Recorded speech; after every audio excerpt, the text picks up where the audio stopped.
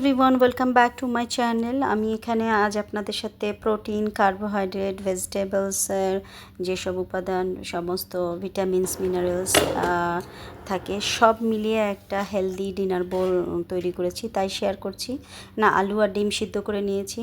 আলুগুলোকে সিদ্ধ হয়ে যাওয়ার পর আমি এটাকে একটু ফ্রিজ আপ করে ঠান্ডা করে নেব। আর ডিম তো সিদ্ধ করে ছিলে নিয়েছি। এরপর পেঁয়াজগুলোকে এইভাবে মোটামুটি চাঙ্ক করে কেটে নেব, সাথে মরিচগুলো কুচি করে নেব। এই মরিচগুলো এতগুলো দিয়েছি, এগুলো ঝাল নয়, সেই জন্য দিয়েছি। এটা স্যালাডের মতো, তো ঝাল হলে অল্প দেওয়া যাবে। হ্যাঁ, তারপর আমি এখানে একটা লাউ দিয়েছি, লাউয়ের হাফ দিয়েছি আমি অ্যাকচুয়ালি। তো লাউ বাদে মিষ্টি কুমড়া অথবা জুকিনি এসব দেওয়া যায়। তো আমি এখানে লাউ দিয়েছি, লাউটা আমার কাছে ভালো লাগে। তো এটাকে ছিলে নেব, পাতলা করে ছিলে নেব যাতে জাস্ট সবুজ ভাবটা থাকে।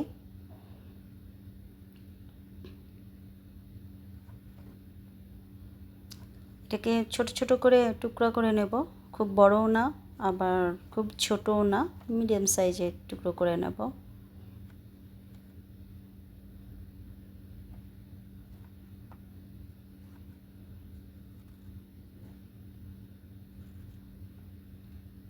যারা হেলথ কনসিয়াস এবং হেলথ ওয়াইজ ডায়েট করছেন, এই খাবারটা একদম পরিপূর্ণ ডায়েট হিসেবে আপনারা এনলিস্ট করতে পারবেন। আমি তো এই এক বোল খেলেই পেট ভরে যায়। এর সাথে রুটি, চা, আটা কিছুই লাগে না, বাট যার যার ইচ্ছা রুটি দিয়েও খাওয়া যায়, ভাত দিয়েও খাওয়া যায়, আটার যে কোনো এমনি ব্রেড, রেডিমেড ব্রেড দিয়েও খাওয়া যায়। এরপর আমি একটা টমেটো নিয়েছি, একটা বড় টমেটো নিয়েছি। টমেটো টেস্টের উপর নির্ভর করে, একটা দুইটা নেওয়া যায়, আমার এই টমেটোটা একটু টক সেই জন্য।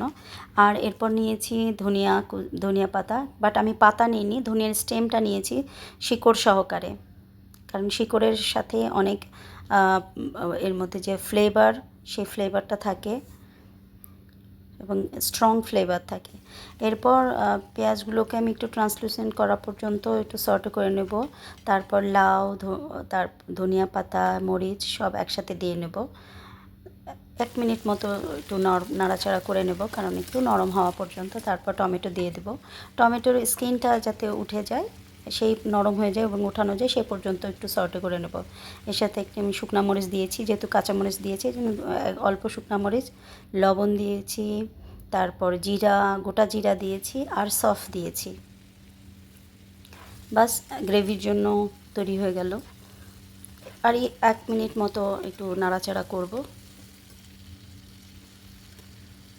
জাস্ট একটু নরম হওয়া পর্যন্ত, পুরো গলিয়ে না দেওয়া, জাস্ট নরম হওয়া। পানি বের হবে না, পানি বের হওয়ার আগে উঠিয়ে নেব।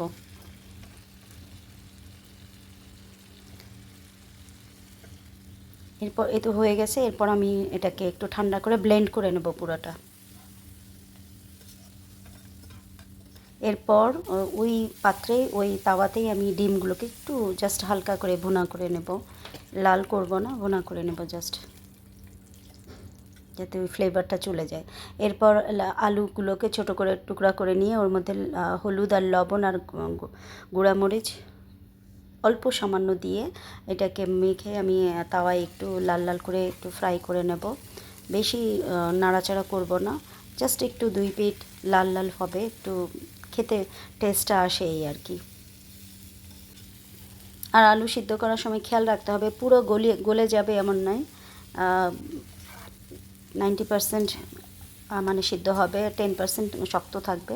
এই জন্য ফ্রিজে রাখলে এটা আর একটু ভালো হয়ে যায়, সলিড হয়ে যায়।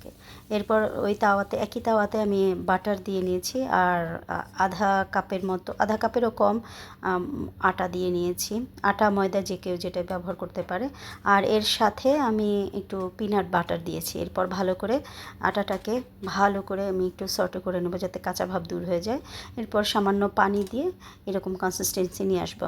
আর ওই যে সর্টে করে রাখা ভেজিটেবলগুলো ব্লেন্ড করে রাখছি সেটা এর সাথে মিলিয়ে দেব। মিলিয়ে দিয়ে বেশিক্ষণ নাড়তে হবে না, কারণ আটাটা ভালোভাবে মানে ভেজে নিয়েছি এবং সেটা ভালো করে মানে যখন রান্নাটা কাঁচা ভাব দূর হয়ে যাবে তারপরে এই মশলাটা মেশাতে হবে, কারণ এই মশলা অলরেডি হয়েই এসেছিলো। তাই ব্লেন্ড করে নেওয়ার ফলে ওইটা আর সাথে মিলিয়ে দিলে একটা পরিপূর্ণ টেস্টি গ্রেভি তৈরি হয়ে গেল। এরপর এর মধ্যে আমি আলুগুলোকে পুরো ডিশ আউট করে ফেলেছি গ্রেভির মধ্যে, এবং টমেটো কুচি দিয়ে শসাকে কেটে নিয়েছি। শসাকে আমি পিস পিস করে কাটিনি, সেগুলোকে থ্যাতা করে নিয়েছি, যেমন বিভিন্ন একটা শিলনোড়া বা প্যাস্টেল দিয়ে থ্যাতা করে নিলে সবচেয়ে ভালো হয়। পেঁয়াজকে আমি একটু হালকা করে ভেজে নিয়েছি এবং ডিমগুলোকে এভাবে কেটে নিয়েছি। Almost ready. এখন বোলে তুলে নেব, বোলে দিয়ে নেব।